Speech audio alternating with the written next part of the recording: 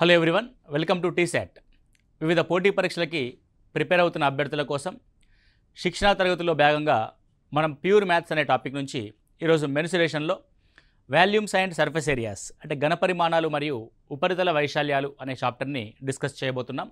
So the concept ఓరియంటెడ్గా ఇది చాలా కొంచెం ఇబ్బందికరమైన చాప్టర్ అయినప్పటికీ ఒకసారి జాగ్రత్తగా పరిశీలించినట్లయితే చాలా ఈజీగా మనము ప్రాబ్లమ్స్ చేయొచ్చు. కొన్ని ఫార్ములాస్ని గుర్తుపెట్టుకోవడం, వచ్చిన సమస్యని అర్థం చేసుకొని ఏ ఫార్ములా సబ్స్టిట్యూట్ చేయాలో తెలుసుకుంటే మనకి ఈజీగా ప్రాబ్లమ్ని సాల్వ్ చేయొచ్చు. ఇకపోతే మనకు ఆల్రెడీ ముందుగా తెలుసుకున్నట్టుగా మెన్సురేషన్ రెండు భాగాలుగా ఉంటుంది. ఒకటి 2 డైమెన్షనల్ మెన్సురేషన్, రెండవది 3D మెన్సురేషన్. సో 2 డైమెన్షనల్ మెన్సురేషన్లో మనకి ఇలా ఒక పొడవు మరియు వెడల్పు కలిగిన 2 డైమెన్షనల్ అంటే y అక్షము x అక్షము అనే రెండు అంశాలు మాత్రమే ఉంటాయి. అందులో మనం ఒకదాన్ని పొడవు అంటాము, ఒకచోట వెడల్పు అంటాము, భూమి అంటాము, ఎత్తు అంటాము, రకరకాల పేర్లతో మనం పిలుస్తాం. అంటే 2 డైమెన్షన్స్ మాత్రమే ఉంటాయి. సో దీనికి మూడో డైమెన్షన్ అయిన ఎత్తుని కనుక తీసుకున్నాం అనుకోండి, ద థర్డ్ డైమెన్షన్. అంటే ఇప్పుడు ఫర్ ఎగ్జాంపుల్ ఇది లెంత్ అనుకోండి, ఇది బి అనుకోండి. సో ఎత్తుని మనము తీసుకోవడం జరిగింది, ఇక్కడ హైట్ని మనం తీసుకోవడం జరిగింది, రైట్. సో ఇలా ప్రతి శీర్షం నుంచి కొంత ఎత్తుని తీసుకొని ఆ ఎత్తులన్నింటినీ మళ్ళీ కింద భూమి ఏదైతే ఉందో అదే ఆకారంతో కలిపామనుకోండి, భూమి ఏదైతే ఉందో దాని అదే ఆకారంతో కలిపితే దీన్ని మనం సాధారణంగా ఏమంటామంటే పట్టకము అని అంటాం. పట్టకం, ప్రిజం అని అంటాం. Okay, right. Next one same అలాగే ఏదైనా ఒక 2 డైమెన్షనల్ ఫిగర్ని తీసుకొని మళ్ళీ సేమ్ అంటే ఇందాక చతురస్రం తీసుకున్నాం కదా, మళ్ళీ అదేవిధంగా చతురస్రాన్ని తీసుకుందాం. తీసుకొని ఇంతకు ముందులాగే ప్రతి మూల నుంచి ఎత్తుల్ని తీసుకొని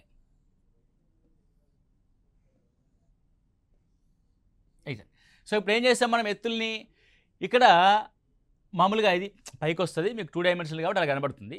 సో ఏదైతే మనం ఇందాక పైన ఆ ఎత్తులన్నింటినీ దాని యొక్క అంత్య బిందువుల్ని కింద ఏదైతే బేస్ ఉందో దాంతో కలిపామో, ఇప్పుడు మాత్రం మనం కలపాల్సింది ఒక బిందువు వద్ద కలుపుతాము. దాన్ని ఏమంటారంటే పిరమిడ్గా మనం చూస్తాము. ఫర్ ఎగ్జాంపుల్ మీకు పిరమిడ్ని కనుక చూపించినట్లయితే దీన్ని పిరమిడ్గా మనం చూస్తాం. అంటే బేస్ ఏముంది, బేస్ అనేది ఒక ఈక్వలేటరల్ ట్రయాంగిల్ ఉంది. ప్రతి ట్రయాంగిల్ యొక్క మూల నుంచి పై వైపుకి మనం ఏం చేస్తున్నాము, పై శీర్షం వైపుకి ఆ అన్ని ఎత్తుల్ని ఒక చోటికి తీసుకొచ్చాం, ఒక బిందువు వద్దకు తీసుకొచ్చాం. ఇందాకనేమో ప్రతి ఎత్తుల్ని మనం కింద ఏదైతే జ్యామితీయ నిర్మాణాన్ని ఉపయోగించామో పైన కూడా అదే జ్యామితీయ నిర్మాణాన్ని ఉపయోగించాం. దాన్ని పట్టకం అంటాం, దీన్ని పిరమిడ్గా మనం పేర్కొంటాం. ఇదేమవుతున్నప్పుడు పిరమిడ్ అవుతుంది, దీన్ని పిరమిడ్ అని అంటాం. అంటే రెండు రకాల 3 డైమెన్షనల్ ఫిగర్స్ ఉంటాయి, ఒకటి పట్టకము మరియు పిరమిడ్. ఓకే, ఇది మామూలుగా ఇంట్రడక్షన్. సో ఇక్కడ మనకి పట్టకానికి కానీ పిరమిడ్కి కానీ మనకి ఏ కొలతలు ఉంటాయి అన్న విషయాన్ని ఒకసారి మనం గమనిస్తే, సో ఫస్ట్ థింగ్ ఏముంటుందంటే ఘనపరిమాణం ఉంటుంది. ఘనపరిమాణం అంటాం దీన్ని వి చే సూచిస్తాం. ఏదైనా ఒక ఘనపరిమాణం త్రిజామితీయ నిర్మాణం యొక్క ఘనపరిమాణం. అదేవిధంగా ఉపరితల వైశాల్యాలు ఉంటాయి, రెండు రకాల ఉపరితల వైశాల్యాలు ఉంటాయి. ఒకటి ప్రక్కతల లేదంటే వక్రతల వైశాల్యం, రెండవది సంపూర్ణతల వైశాల్యం. వైశాల్యాలు రెండు రకాలుగా ఉంటాయి, సంపూర్ణతల వైశాల్యం, రైట్. సో ఇది ప్రక్కతల వైశాల్యము, సంపూర్ణతల వైశాల్యం. మనకి ఏదైనా త్రిజామితీయ నిర్మాణం కనుక అది పట్టక రూపంలో ఉంటే, అంటే ఏదైతే బేస్ ఉందో ఆ బేస్తోనే మనం టాప్ కూడా క్లోజ్ చేయబడింది అనుకోండి. ఫర్ ఎగ్జాంపుల్ మీ చుట్టూ ఉన్న గదిని చూడండి.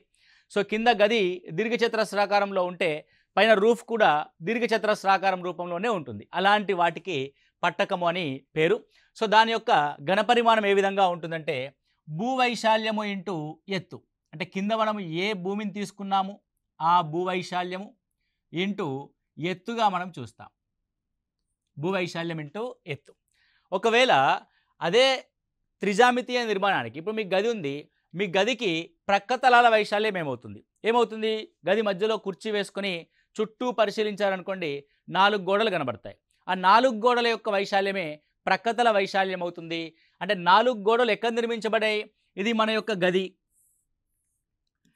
ఈ గది యొక్క అంచుల వెంబడి గోడలు నిర్మించబడి ఉంటాయి. అంటే అంచుల వెంబడి అని అంటే ఈ అంచుల యొక్క కొలతల మొత్తాన్ని మనం ఏమంటాము?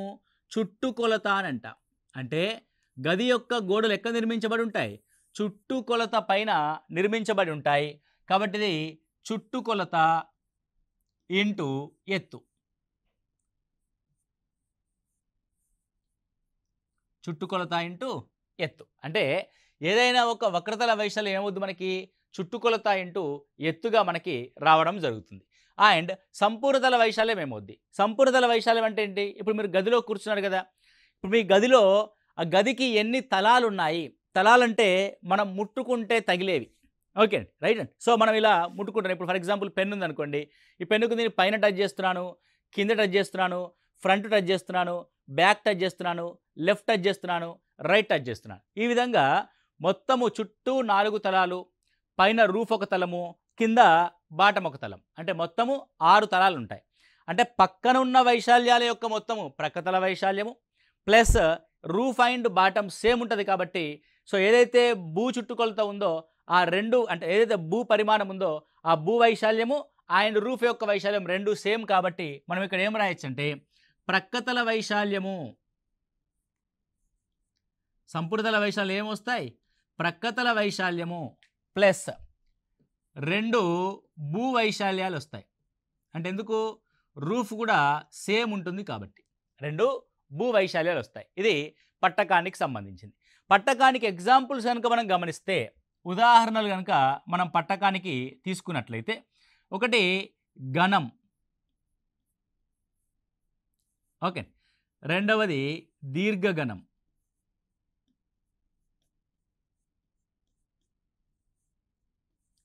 మూడవది స్తూపం. ఇవన్నీ కూడా పట్టకానికి ఉదాహరణలుగా మనం చెప్పొచ్చు. ఓకే, నెక్స్ట్ పిరమిడ్ గమనిస్తే, పిరమిడ్ ఏమీ లేదండి. పిరమిడ్ ఏమవుతుంది అని అంటే, ఇప్పుడు ఫర్ ఎగ్జాంపుల్ మనం ఒక స్తూపాన్ని కనుక తీసుకున్నాం అనుకోండి, ఇది ఒక స్తూపం. స్తూపాన్ని కనుక 3వ వంతు కత్తిరించినట్లయితే ఇలా ఏర్పడిన దాన్ని శంకు అంటాం. నీకు పట్టకం కూడా, పట్టకం అంటే కింద ఏదైతే బేస్ ఉందో పైన ఉన్న రూఫ్ కూడా దాంతోనే మూయబడి ఉంటుంది. కాకపోతే పిరమిడ్కి వచ్చేసరికి ఏమవుతుంది? పైన ఒక బిందు ఆకారంలో మూయబడి ఉంటుంది. కాబట్టి ఇది ఒక 3 పరిమాణాత్మకమైన జామితీయ నిర్మాణంలో 3వ వంతు. ఎన్నో వంతు అన్నది? 3వ వంతు. ఎందుకంటే ఇది 1 పార్ట్, ఇది 2 పార్ట్స్, ఇది 3 పార్ట్స్, 3వ వంతు. కాబట్టి అప్పుడు ఏమవుతుందంటే పిరమిడ్ యొక్క వైశాల్యము 1/3 ఇంటూ భూ వైశాల్యము ఇంటూ ఎత్తు. భూ వైశాల్యం ఇంటూ ఎత్తు, రైట్ అండి. ఇప్పుడు ఏదైనా సరే ఒక పట్టకం అనేది త్రిభుజాకృతిని కలిగి ఉంటుంది. ఓకే అండి, మీరు చూడండి జాగ్రత్త. ఒక వైపును చూస్తే మనకి ఏం కనబడుతుంది అంటే త్రిభుజాకారం కనబడుతుంది. త్రిభుజం అంటే అర్థమైంది, దాని యొక్క వైశాల్యం ఏ విధంగా అనుకుంటాం మనము? హాఫ్ ఇంటూ బేస్ ఇంటూ ఎత్తుగా మనం చూస్తాం. కాబట్టి ఇక్కడ బేస్ ఏంటి? దాని యొక్క చుట్టుకొలత. కాబట్టి హాఫ్ ఇంటూ దాని చుట్టుకొలత ఇంటూ ఎత్తు, చుట్టుకొలత ఇంటూ ఎత్తుగా మనం చూస్తాం. అదేవిధంగా సంపూర్ణతల వైశాల్యం. సంపూర్ణతల వైశాల్యం అంటే సేమ్ ప్రక్కతల వైశాల్యము ప్లస్ దీనికి బేస్ మాత్రమే ఉంటుంది, పైన రూఫ్కి వైశాల్యం ఉండదు. అవన్నీ కూడా ఒక బిందువు వద్దకి జాయింట్ అయి ఉంటాయి. కాబట్టి ఒకే ఒక భూ వైశాల్యం ఉంటుంది ఇక్కడ. సో భూ వైశాల్యము, భూమి దేనిగా ఉంటే దానికి.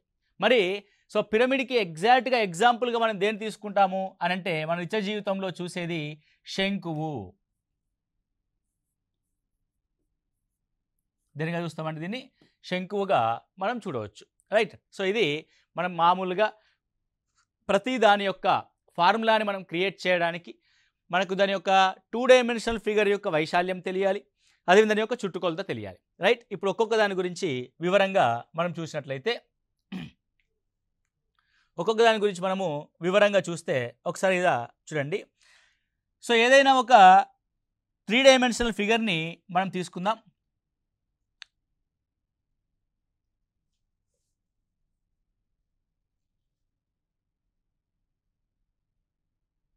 Okay, right. ఇది ఘనం.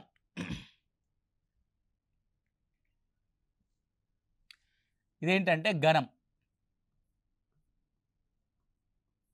దీన్ని క్యూబ్ అని అంటాం. దీని పేరు ఏంటంటే క్యూబ్. క్యూబ్ అంటే ఏంటంటే, సో భూమి చతురస్రంగా ఉండి, భూమి ఎలా ఉంటుందండి? చతురస్రంగా ఉంటుంది. చతురస్రం అంటే దీని యొక్క పొడవు కామ వెడల్పులు ఏ కామ ఏ అనే కొలతల్ని కలిగి ఉంటాయి. అదేవిధంగా దీని యొక్క ఎత్తు కూడా సేమ్ త్రిభుజం యొక్క అంటే చతురస్రం యొక్క భుజాల కొలతలు ఏవైతే ఉన్నాయో దాని ఎత్తు కూడా ఏలాగానే ఉంటుంది. అంటే దాని యొక్క పొడవు ఏనే, వెడల్పు ఏనే, దాని యొక్క ఎత్తు కూడా ఏనే. అంటే సమానమైన పొడవు, వెడల్పు మరియు ఎత్తులు కలిగిన దీర్ఘ ఘనాకృతిని ఏమంటారంటే మనము ఘనంగా పేర్కొంటాం. ఇప్పుడు దీని యొక్క వాల్యూమ్ వి రాస్తాను నేను. వి అంటే వాల్యూమ్ అని చెప్పుకున్నాం ఆల్రెడీ. భూవైశాల్యం ఏమవుద్ది? పొడవు ఇంటూ వెడల్పు, A into A square, and ఎత్తు కూడా ఏనే కాబట్టి ఏ క్యూబ్. రైట్ అండి. What is the volume? A cube. Then what is the lateral surface area? దీన్ని ఎల్ఎస్ఏగా పేర్కొంటాం. ప్రక్కతల వైశాల్యాన్ని మనము లాటరల్ సర్ఫేస్ ఏరియాగా మనం చూస్తాం. సో ఇది LSA or curved surface area సిఎస్ఏగా మనం రాస్తాం. కాబట్టి ఎల్ఎస్ఏ ఈజ్ ఈక్వల్ టు ఏమవుతున్నప్పుడు భూమి యొక్క చుట్టుకొలత, భూమి యొక్క చుట్టుకొలత ఏమైంది? 4a into height a into A square, 4a square అయింది. అదేవిధంగా టోటల్ సర్ఫేస్ ఏరియా అంటే సంపూర్ణతల వైశాల్యం అంటాం మనం దీన్ని. సో టోటల్ సర్ఫేస్ ఏరియాని మనం దేంతో చూపిస్తాము? టీఎస్ఏచే సూచిస్తాం total surface area. Total surface area అంటే ఏంటి అర్థము? ప్రక్కతల వైశాల్యం 4a స్క్వేర్, కిందున్న బాటం ఏ స్క్వేర్, పైనున్న రూఫ్ ఏ స్క్వేర్, మొత్తం 6a స్క్వేర్కి సమానం. దేనికి సమానం అండి? 6a స్క్వేర్కి సమానం. సో ఘనపరిమాణం యొక్క కొలతలు ఏమవుతాయంటే యూనిట్ క్యూబ్ ఉంటుంది. దాని యొక్క కొలతలు ఎంతండి? Unit cube. అంటే సెంటీమీటర్ ఉంటే సెంటీమీటర్ క్యూబ్, మీటర్ క్యూబ్ ఉంటే మీటర్ క్యూబ్. సో సంపూర్ణతల వైశాల్యానికి యూనిట్ స్క్వేర్, ప్రక్కతల వైశాల్యానికి కూడా యూనిట్ స్క్వేర్ అనే కొలతల్ని కలిగి ఉంటుంది. ఇది ఘనంకి ఉండవలసిన ముఖ్యమైన కొలతలు: volume, lateral surface area, total surface area. అదేవిధంగా ఒక ఘనంలో ఒక మూల నుంచి దాని ఎదురుగా ఉన్న మూలకి గీయబడిన అతి పొడవైన రేఖని దాన్ని ఏమంటారంటే కర్ణము అని అంట. ఇది కర్ణము, డయాగ్నల్ ఆఫ్ ఏ క్యూబ్. కర్ణం ఈజ్ ఈక్వల్ టు a√3 అవుతుంది. కర్ణం యొక్క కొలత ఏమవుతుందండి? a√3. అప్పుడప్పుడు నీకు ప్రశ్నలు ఏమంటారు? డే అంటే భుజం. సో భుజానికి √3 రెట్లు ఉంటుంది.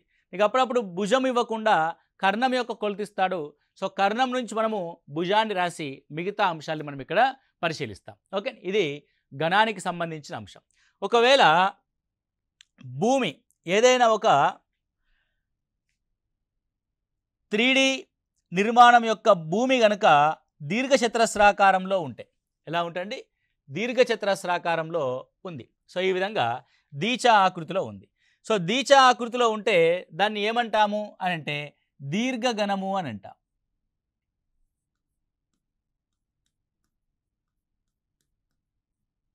దీర్ఘఘనము క్యూబాయిడ్ అని అంటాం. ఓకే, సో దీర్ఘఘనము క్యూబాయిడ్గా మనము పేర్కొనడం జరుగుద్ది. అది క్యూబాయిడ్. సో క్యూబాయిడ్ని మనం కనుక తీసుకుంటే దీని యొక్క భూమి దీర్ఘచతురస్రం,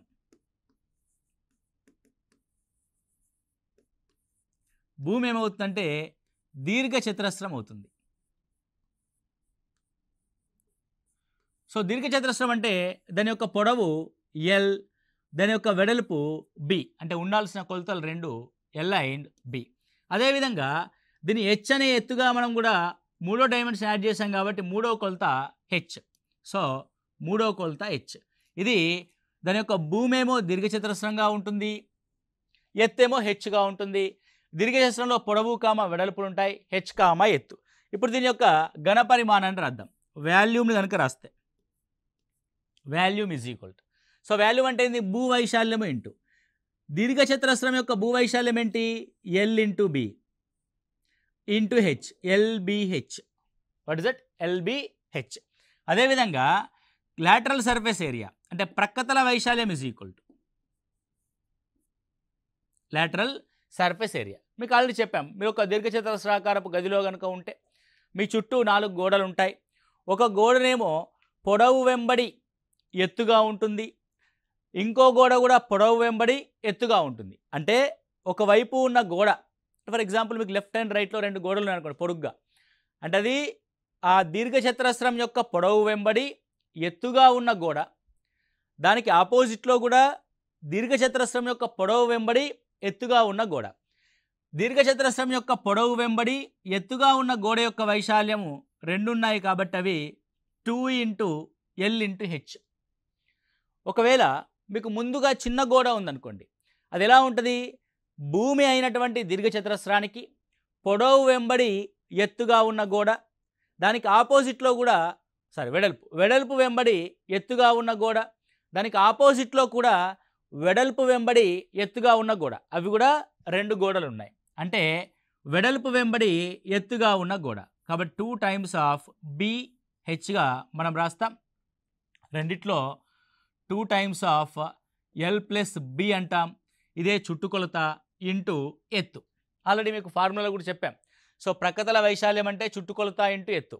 చుట్టుకొలతని 2/L+Bగా మనం రాస్తాం. 2/L+B ఇంటూ Hగా మనం ఇక్కడ ఐడెంటిఫై చేసాం. Next total surface area. Total surface area అంటే ఏంది అర్థము? సో ప్రక్కతల వైశాల్యము plus base area and roof area. So ప్రక్కతల వైశాల్యం ఎంత అంటే 2 లేకపోతే ఇలా రాద్దాం, సింప్లిఫై చేసి రాద్దాం, 2/LH ప్లస్ 2/BH. సో దీని యొక్క బేస్ ఏముంది? దీర్ఘచతురస్రం ఉంది బేస్, కాబట్టి దీర్ఘచతురస్రం యొక్క వైశాల్యం LB, దాని యొక్క రూఫ్ యొక్క వైశాల్యం కూడా LBA. కాబట్టి 2 times of LH, 2 times of BH, 2 times of LB. కాబట్టి 2 times of LB plus LH plus BHగా మనం రాస్తాం. ఇది ఒక దీర్ఘగణం యొక్క టోటల్ సర్ఫేస్ ఏరియాకి సంబంధించిన ఫార్ములా. దీర్ఘగణంలో కూడా మనకు గణంలో ఉన్నట్టుగానే దాని యొక్క కర్ణం ఉంటుంది. ఇదే అతి పొడవైన కొలతగా మనం చూస్తాము. దాని యొక్క కర్ణం is equal to √L² plus B² plus H² మనం ఐడెంటిఫై చేస్తాం. √L² plus B² plus H². ఇది దీర్ఘగణానికి సంబంధించిన అంశం. నెక్స్ట్ కనుక చూస్తే ఇప్పుడు మనం బేసుల్ని ఐదర్ చతురస్రంగా ఉంచాం, లేదంటే దీర్ఘచతురస్రంగా ఉంచాం. ఇప్పుడు నేను బేస్ని ఏం చేస్తానంటే వృత్తంగా ఉంచుతా.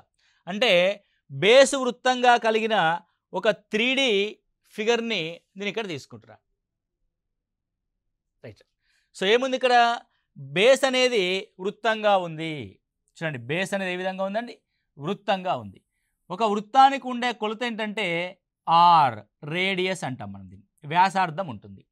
సో కింద వృత్తమే పైన వృత్తమే, ఆ 2 వృత్త కేంద్రాల మధ్య దూరాన్ని ఆ స్తూపం యొక్క ఎత్తు Hగా మనం చూస్తాం. స్తూపం యొక్క ఎత్తు Hగా మనం చూస్తాం. రైట్. సేమ్ థింగ్ ఇది కూడా ఒక పట్టకానికి ఎగ్జాంపుల్. సో దీన్ని ఏమన్నామంటే స్తూపము అని అన్నాం. స్తూపము, దీని ఇంగ్లీష్లో సిలిండర్ అని అంటాం. సో స్తూపానికి ఏముంది? భూమి. దాని యొక్క భూమి వృత్తము. వృత్తం ఉంది. వృత్తానికి ఏముంటుంది? వ్యాసార్థం అనే కొలత ఉంటుంది. సో వృత్తానికి మరియు వృత్తానికి మధ్యలో ఉన్న లంబ దూరము ఆ స్తూపం యొక్క ఎత్తు అవుద్ది, H అవుతుంది. ఇప్పుడు మనం దీని యొక్క వాల్యూమ్ రాద్దాం. సో వాల్యూమ్ అంటే ఏంది అర్థము? భూవైశాల్యము ఇంటూ ఎత్తు. ఒక వృత్తం యొక్క వైశాల్యము πr². ఆల్రెడీ మనకు తెలుసు. దీని యొక్క భూవైశాల్యము πr² ఇంటూ H. కాబట్టి ఇది వాల్యూమ్ యొక్క ఫార్ములా, πr² ఇంటూ H. దాని యొక్క కర్వ్డ్ సర్ఫేస్ ఏరియా అంటాం మనం. Curved surface area. ఎందుకు కర్వ్డ్ సర్ఫేస్ ఏరియా అంటాం? మీ ఇంట్లో గోడలు చూడండి స్ట్రేట్గా ఉంటాయి. అదే ఒక రౌండ్గా ఉన్న వాటర్ బాటిల్ చూడండి, దాని చుట్టూ వక్రంగా ఉంటుంది, స్ట్రేట్గా ఉండదు వాటర్ బాటిల్. అంటే అందుకే కర్వ్డ్ సర్ఫేస్ ఏరియా అంటాం. లాటరల్ సర్ఫేస్ ఏరియా అన్న కర్వ్డ్ సర్ఫేస్ ఏరియా అన్న ఒకటే. సో అది వృత్త పరిధిపై నిర్మించబడింది కాబట్టి వృత్త పరిధి 2πr into H. 2πr into H. Then total surface ఏరియాను గమనిస్తే total surface area is equal to curved surface area plus భూవైశాల్యము ప్లస్ రూఫ్ అంటే టాప్ యొక్క వైశాల్యం. సో కర్వ్డ్ సర్ఫేస్ ఏరియా వచ్చేసి 2πrh ప్లస్ భూ యొక్క వైశాల్యము πr², రూఫ్ యొక్క వైశాల్యం కూడా πr², మొత్తం 2πr²గా మనం ఇక్కడ చూస్తాం. Next, so total surface area is equal to 2πrని కామన్ తీస్తే r ప్లస్ హెచ్, ఆర్ని కామన్ తీస్తే r ప్లస్ హెచ్. సో ఇది వాల్యూమ్ యొక్క ఫార్ములా, ఇది కర్వ్డ్ సర్ఫేస్ ఏరియా యొక్క ఫార్ములా, ఇది టోటల్ సర్ఫేస్ ఏరియా యొక్క ఫార్ములా. ఓకే, మీరు ఫార్ములాస్ని బాగా అర్థం చేసుకుంటేనే మనం ప్రాబ్లమ్స్ని బాగా చేయగలం. ఇది స్తూపం. సో స్తూపంలోని మూడో వంతుని శంకువు అని అంటాం. ఓకే, దాన్ని శంకువు యొక్క నిర్మాణాన్ని కనుక మనం గమనించినట్లయితే, సో శంకువు యొక్క నిర్మాణాన్ని మనం గమనిస్తే శంకువు నేను తీసుకుంటున్నాను ఏ విధంగా ఉంటుంది శంకువు.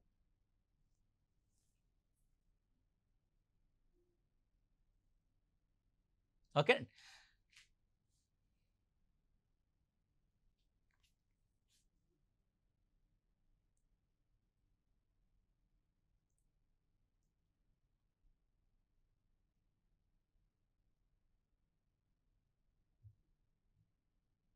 కొద్దిగా అటు ఇటుగా ఉంటుంది, ఒకసారి జాగ్రత్తగా గమనించండి మీరు.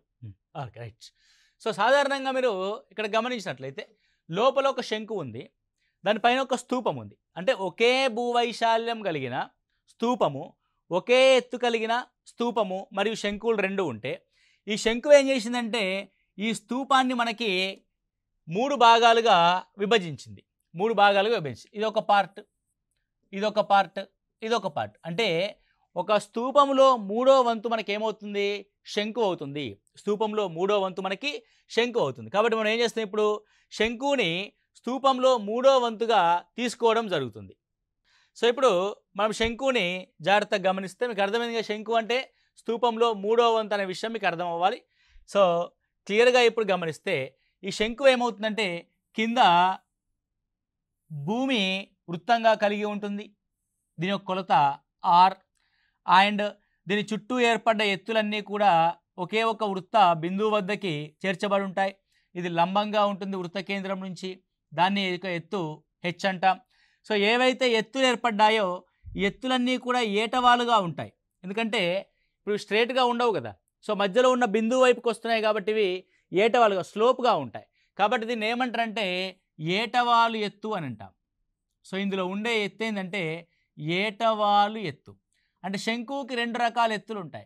ఒకటి సాధారణంగా శంకువు యొక్క ఎత్తు, అదేవిధంగా ఏటవాలు ఎత్తు. ఏటవాలు ఎత్తుని ఎల్ చే సూచిస్తాం. ఏటవాలు ఎత్తుని మనం ఏ విధంగా కనుక్కుంటామంటే మీరు చూడండి, ఇది హెచ్, ఇది ఆర్, ఇది ఎల్. సో వీటి మధ్య లంబకోణం ఉంది, ఇక్కడ లంబకోణ త్రిభుజం ఏర్పడింది.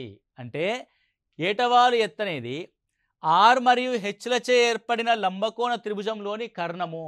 కాబట్టి ఎల్ ఈజ్ ఈక్వల్ టు ఏమవుద్దంటే √r² ప్లస్ h² అవుద్ది. అంటే ఫస్ట్ మనం ఒక నిర్మాణంలో ఉన్న కొలతలను గమనిస్తే ఆర్ అనేది భూ వ్యాసార్థము, హెచ్ అనేది శంకువు యొక్క ఎత్తు, అండ్ ఎల్ అనేది ఆ శంకువుకు ఉండే ఏటవాలు ఎత్తు. అంటే ఇలా స్లాంట్గా ఉంది కదా, వాలిపోయింది కదా, కాబట్టి అది వాలు ఎత్తు అని అంటాం.